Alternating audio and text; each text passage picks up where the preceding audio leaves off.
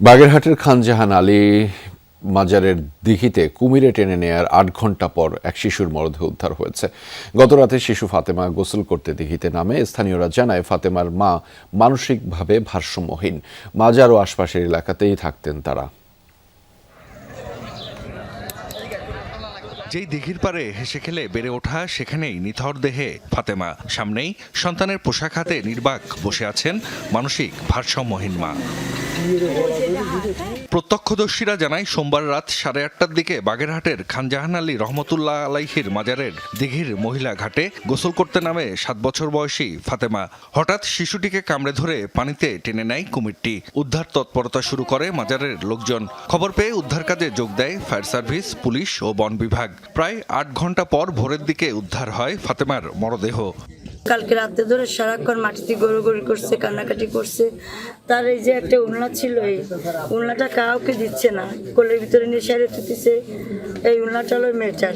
ওর বাচ্চার সাথে সবার একটা সম্পর্ক ভালো ছিল, বাচ্চাদের মতনই আদর ব্যবহার করতো এবং ওর খাবার টাবার যা হয়তো ওর মারে নিয়ে দিত। কুমিরকে খাতে টাতে দিত, খুব ভালোবাসতো, কিন্তু তারপরে সেই কুমির আজকে ওরেই খেয়ে ফেলেছে। স্থানীয়রা জানায়, ফাতেমার বয়স যখন আনুমানিক 1 বছর, তখন থেকেই মা আর শিশু সন্তানের ঠিকানা হয়ে ওঠে খানজাহান আলী রহমতুল্লাহ আলাইহির মাজারের দিঘির ঘাট ও আশেপাশের এলাকা। মর্মান্তিক এই ঘটনায় এলাকা জুড়েই শোকের ছায়া। মাজার চত্বরে জানাজার পর শিশু ফাতেমাকে দাফন করা হয় কবরস্থানে।